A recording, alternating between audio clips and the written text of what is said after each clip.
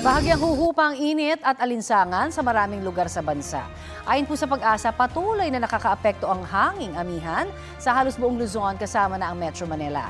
Posibleng umabot sa 40 degrees Celsius ang heat index ngayong araw sa Coron, Palawan. Extreme caution level po yan. Ibig sabihin, may banta ng heat cramps o heat exhaustion sa mga magbababad sa ilalim ng matinding init. 39 degrees Celsius naman ang posibleng heat index sa San Jose Occidental, Mindoro. 38 degrees Celsius sa Cuyo, Palawan at sa Zamboanga City. Habang 32 degrees Celsius sa Pasay City. Mga kapuso, tapos na po ang pag-iiral ng La Nina ayon sa Pag-asa. Noong December 2025, nang i-anunsyo ng Pag-asa ang pagkakaroon ng short-lived La Nina. Ang La Nina ay nagdudulot ng mas malamig na temperatura ng dagat sa gitnang Pasipiko. Ang resulta po niyan, mas maraming bagyo at mas matagal at mas malakas na tag-ulan dito sa bansa. Sa pagtatapos ng La Nina, bumalik na tayo sa ENSO neutral condition, kung saan walang umiiral na La Nina o El Nino.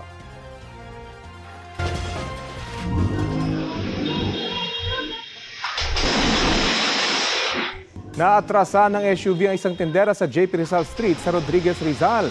Sugatan ng biktima matapos pumailalim sa sasakyan. Dinala siya sa ospital. Sa investigasyon ng pulisya, sa halip na preno, accelerator ang naapakan ng umunoy natarantang driver na may una ng nabanggang sasakyan sa katapat na gasolinahan.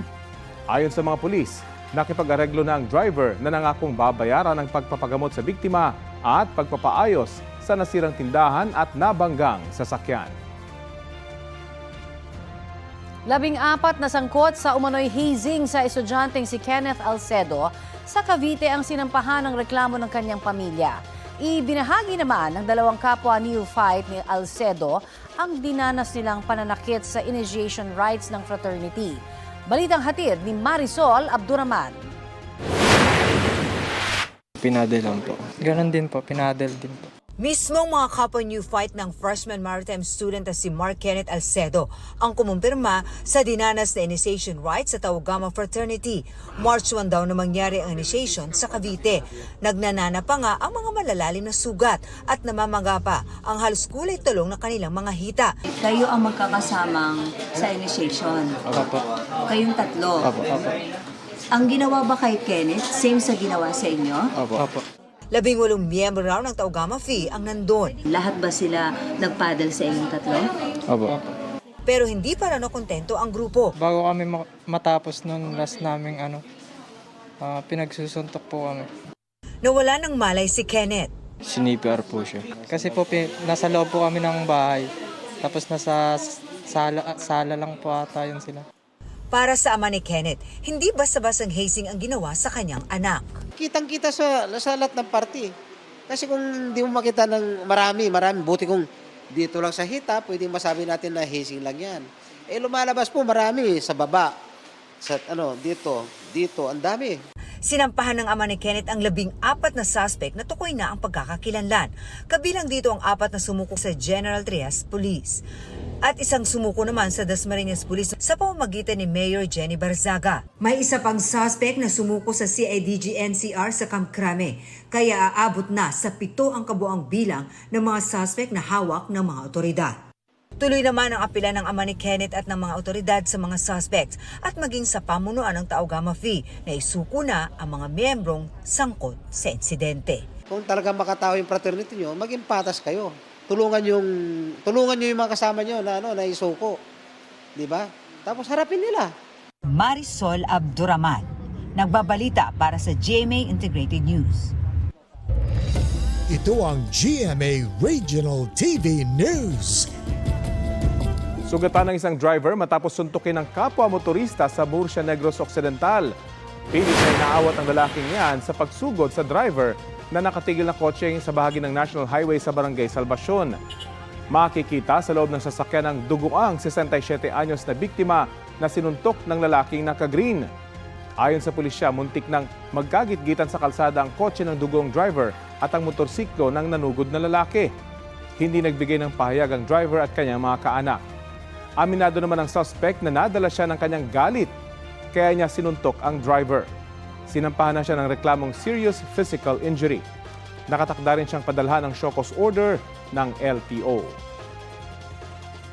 Sugatan ng isang motorcycle taxi rider matapos pagtulungang bugbugin naman ng ilang binatilyo sa Mandaue, Cebu. Ayon sa biktima, nangyari ang insidente habang nasa isang parke siya sa barangay Umapad kasama ang kanyang ex-girlfriend. Itinumba din daw ng mga suspect ang kanyang motorsiklo at kinuha ang 5,000 pisong kita niya sa pamamasada. Sabi ng rider, hindi niya kilala ang mga suspect. Matapos ipablotter ang insidente, natunton ng mga otoridad ang 8 sa mga nambugbog na nasa edad 15 hanggang 18. Napagalaman din na may iba pa silang nabiktima. Paliwanag nila sa barangay, pinagtripan lang nila ang mga naabutan nila sa nasabing parke. Galing din sila sa inuman bago ang pambubugbog. Patuloy pang kinukunan ng pahayag ang mga binatilyo at kanilang mga magulang.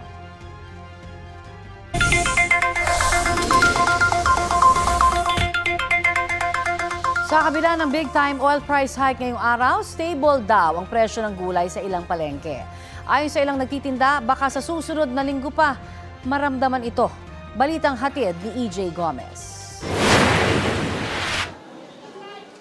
Ang mga gulay na ibinebenta sa Pasig City Mega Market bumaba sa 30 pesos hanggang 75 pesos ang kada kilo. Ayon sa mga nagtitinda, walang epekto sa ngayon ng pagtaas ng presyo ng mga produktong petrolyo. Okay lang naman, wala pang pagbabago. Kasi maraming gulay ngayon eh. Anihan ng gulay ngayon. Yung presyo naman hindi pa naman nagbabago eh. Pero baka siguro maramdaman natin yan sa after a week siguro. Kumbaga first day pa lang naman kasi na nagtaas ang mga langis, di ba? May ilang klase ng gulay ang bumaba pa ang presyo dahil anihan, kaya marami rin ang supply. Dito sa Pasig Palengke, ang kada kilo ng repolyo mabibili sa 35 pesos na dating 60 pesos. Ang bell pepper, 180 pesos ngayon mula sa 240 pesos. Ang kamatis, 25 pesos na dating 60 pesos. Ang kalamansi, 110 pesos na nooy 160 pesos. Ang kada kilo ng sayote, 30 pesos na lang na dating 70 hanggang 80 pesos. Ang talong, nasa 45 pesos naman mula sa 120 pesos noon. Tig 50 pesos naman ang ibinaba sa kada kilo ng ampalaya na nasa 90 pesos ngayon. Ang sitaw, kalahati na lang ang presyo at nasa 120 pesos ang kada kilo. Ang okra bumaba rin at mabibili ngayon sa 100 pesos kada kilo. Bumaba rin ang presyo ng ilang panggisa. Nasa 40 pesos nang ibinaba ng bentahan ng kada kilo ng bawang at sibuyas na ngayon ay 200 pesos. Ang luya naman, 250 pesos mula sa dating 300 pesos. Matumal daw ang bentahan sa ngayon, sabi ng mga nagtitinda. Matumal, di mahina ang kita. Halos sapat lang. Minsan kapos pa. Pag nagtaas ang biyahero, siyempre magtataas din kayo yung nagre-retail.